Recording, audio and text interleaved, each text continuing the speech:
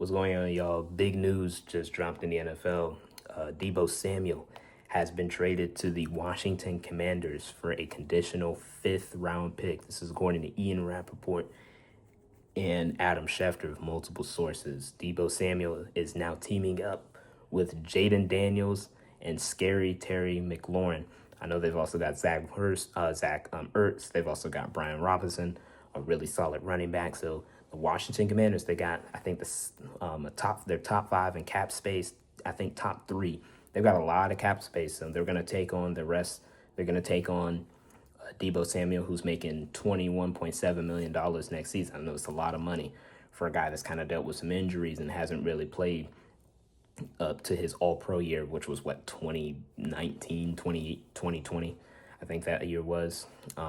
But, Deebo Samuel, this is a really good addition for the Washington Commanders, just getting a player, again, who's very versatile. You just get the ball in his hands. He's special after the catch. Again, when Deebo Samuel's healthy, he's a very, really good weapon. The problem has just simply been the injuries and kind of the inconsistency. He's not really truly like a wide. He's more of your Swiss Army knife in the passing game. Now he's proven to be a productive wide receiver in this game. It's just he's not a true overall wide receiver. He's more of a guy you just get the ball in his hands and he makes plays. You can send him down the field. He can do everything. So again, I think this was a move that was expected. The 49ers, they're clearing some money to try to get. Obviously, it's expected that they'll pay Brock Purdy this year, and it's going to be a pretty big deal. To me, if he's not the highest paid, he'll be top three when it comes to highest paid quarterbacks in the NFL. Now, some more interesting news. The 49ers are also interested in trading Brandon Aiyuk. So obviously, Deebo is now headed to Washington. Again, I'm happy for Jaden Daniels. He gets another number 2 wide receiver. You can now put Naomi Brown in the slot. He can be your number 3, I think that suits him more. And then obviously you've got those other guys there. I think Washington isn't done making moves to try to improve on their team last year. Seeing that team go to the NFC Championship, they want to try to get better and more talent, both offensively and defensively. They've now done that, adding a veteran like Deebo. But back to the Aiyuk point. I don't know what San Francisco's trying to do now with Brandon Aiyuk, because remember, so Brandon Aiyuk, the whole saga last year, Brandon Aiyuk has a breakout season, over 1,100 receiving yards, 8 touchdowns, proved to be one of the top wide receivers in the game. Then, obviously, he demands a new contract. He wants a contract extension. I think also it was coming off a year where he was playing on his 5th-year option or just about to play on the 5th-year option. He wanted a new deal. He demanded after the season I want a new contract. I want to get paid. The 49ers didn't value Brandon Aiyuk as one of the top paid wide receivers. Brandon Aiyuk wanted to be pretty much the highest paid, if not a top 3 paid wide receiver in the league. They weren't willing to come to terms to that. And again, this whole saga went around. They gave him permission to seek a trade. They gave his agent permission to seek a trade and all this other stuff. And then they finally, 2 weeks or even a week before the season starts, they finally get a contract done after there's rumors he's being traded to the Steelers, all these other rumors and stuff. But then obviously comes into the 2023 season, he didn't participate in practice, didn't participate in training camp, and he ends up tearing his ACL early in the season. He also had some drops and passes as well. He didn't have a good season last year. The 2024 season did not go well for Aiyuk. He hadn't practiced and did anything. Now the 49ers are open to trading him. To me, now you're open to trading this guy, and again, you're about to pay your quarterback. That to me doesn't make a lot of sense. You could have, if you didn't want to pay Brandon Aiyuk, why would you pay him?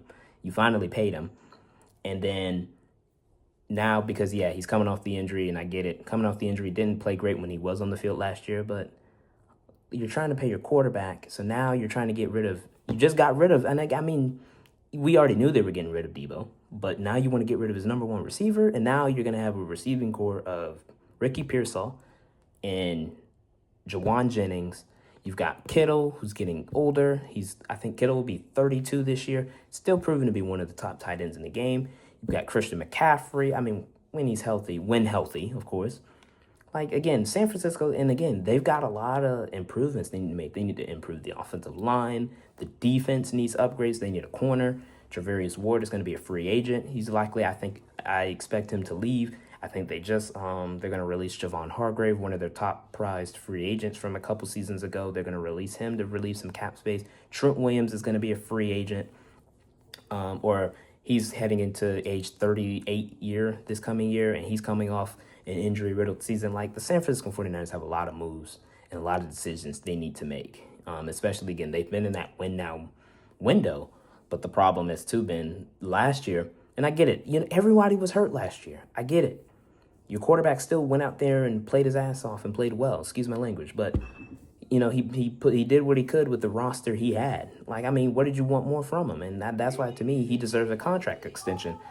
When he's had his guys around him, which every quarterback needs, they can be great. Sorry, this big glare on my eyes and stuff. But yeah, they got to improve their team. They got to improve their team. Moving forward, but you don't improve your team by trading away a guy who you just paid as one of the top wide receivers in the National Football League. You don't do that.